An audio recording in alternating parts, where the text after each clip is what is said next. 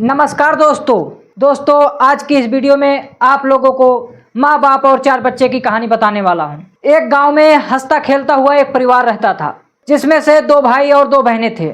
माँ बाप चारों बच्चे से बेहद मोहब्बत करते थे। बड़ा भाई पढ़ लिख कर इंजीनियर, छोटा भाई अनपढ़ गंवार था। माँ बाप बहुत अनपढ़ गंवार बेटे से अपने परेशान हुआ करते थे। 2 बेटियां थी, दोनों बेटियां पढ़ाई कर रही होती हैं। बड़े बेटे की शादी जॉब करने वाली लड़की से हो जाता है। छोटे बेटे की शादी तो तय ही नहीं हो पा रही थी, क्योंकि वो कहीं भी काम पाता मेहनत मजदूरी कर लेता था। बड़ी बेटी की शादी कुछ ही दिनों बाद हो जाती है। उसके भी घर वाले ठीक ठाक खानदान के होते हैं। समस्याएं थी कि अनपढ़ बेटे की शादी कैसे होगी। छोटी बेटी की पढ़ाई चल रही होती है, करे तो क्या करें। जब भी बड़ी बेटी अपने ससुराल से आती, बड़े भैया भाभी उसके लिए जो भी वो मांगती उसके ख्वाहिशों को पूरा करते, लेकिन छोटा अनपढ़ बेटा उस हिसाब से उसके लिए नहीं कुछ कर पाता। समस्या ये थी कि बड़े भैया और बड़े भाभी दोनों कमा रहे होते हैं, लेकिन ये छोटा भाई अनपढ़ गंवार जो था मेहनत मजदूरी करता था। क्या करते अब। ऐसे में कुछ दिन बीतता गया, लेकिन छोटे भाई का रिश्ता तय नहीं हो पाया। पिताजी कुछ दिनों बाद गुजर जाते हैं। माँ के ऊपर बड़ी जिम्मेदारियां आ जाती है। माँ को ये बात भी डर रहती है कहीं दोनों बेटों में बंटवारे की बात ना होने लगे। एक पास के ही गाँव से एक सीधी सादी लड़की से अपने अनपढ़ बेटे की शादी करवा देती। शादी होते ही न जाने बेटे को क्या हो गया कि वो अपने काम में बहुत तल्लीन हो गया और बहुत मेहनत करने लगता है। पहले अपने दोस्तों के साथ घूमने जाता था, लेकिन अब घूमने भी नहीं जाता।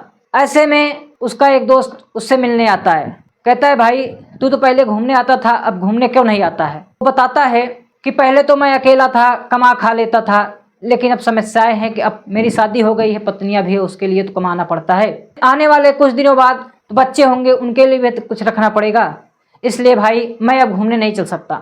और वह चला जाता है। तब तक बड़े बेटे ने एक दिन चर्चा माँ से कर देता है, माँ देखो मेरे दोनों भाइयों के बीच में बंटवारे कर दीजिए। माँ लाख मना करती, लेकिन बेटा मानता नहीं। माँ के मना करने पे बेटा मानता नहीं और वो तारीख रख देता है बंटवारे की। वकील साहब को भी बुला लेता है, अपनी बड़ी बहन को भी बुला लेता है बंटवारे में, और अपने छोटे भाई से कहता है, भाई आज तू काम पे मत जा, आज अपने घर की और जमीन की बंटवारा है। छोटा भाई कहता है, ठीक है भाई बंटवारा कर लीजिए, जो मेरे हिस्से में आएगा मैं ले लूंगा, कुछ भी नहीं बोलूंगा। बड़ा भाई कहता है, नहीं तू सामने रह। उसकी छोटी बहन भी कहती है, अरे तू बेवकूफ़ है क्या, गंवार का ही गंवार रह गया, बंटवारे ऐसे थोड़ी ना होता है, सामने होता है। बड़ा भाई भी उसे इस बात से बड़ा खड़ा खोटा कह देता है। माँ भी आती है। माँ कहती है, बेटा आज तू काम पे मत जा, बंटवारा कर ले, सामने रहेगा तो अच्छा होगा। छोटा भाई काम पे नहीं जाता है और हो जाता है बंटवारा।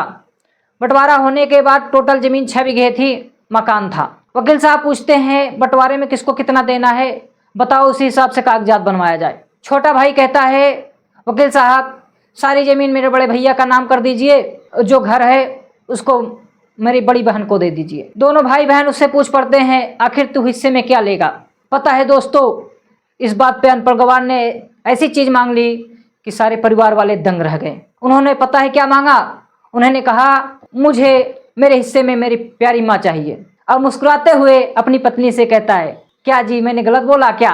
उसकी पत्नी सासू माँ से अपने लिपट जाती है और कहती है, इस दुनिया में माँ से बढ़कर क्या है। छोटा बेटा अनपढ़ गंवार भी अपने माँ से लिपट जाता है। तब तक उसकी बड़ी बहन रोते हुए अपने बड़े छोटे भैया के पास आती है और कहती है, भैया मुझे माफ़ कर दीजिए, मुझसे बहुत बड़ी भूल हो गई। छोटा भाई कहता है, अरे पगली तू पागल है क्या, जितना अधिकार इस घर में मेरा है उतना ही अधिकार तेरा भी है। रही बात बंटवारे की, तो बंटवारा ना हो तो क्या नहीं चल सकता क्या जीवन। जैसे हम बचपन में एक साथ मिलकर रहते थे, उसी तरह अगर हम एक साथ रहेंगे तो हमारी शक्तियाँ एक ही रहती है।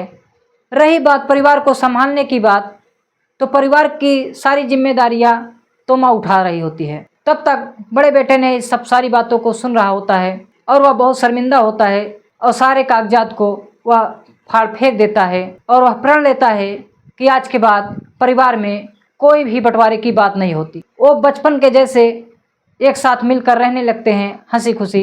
तो दोस्तों, एक माँ और परिवार को लेकर आपको क्या कहना है, कमेंट बॉक्स में अपनी प्रतिक्रिया जरूर दें। अगर वीडियो थोड़ा भी अच्छी लगी हो तो लाइक शेयर सब्सक्राइब करना ना भूलें। आप वीडियो के अंत तक बने रहें, इसके लिए आपको बहुत बहुत शुक्रिया। मिलते हैं किसी नई कहानी के साथ, तब तक के लिए हंसते रहिए, मुस्कुराते रहिए, अपना ख्याल रखिए। धन्यवाद।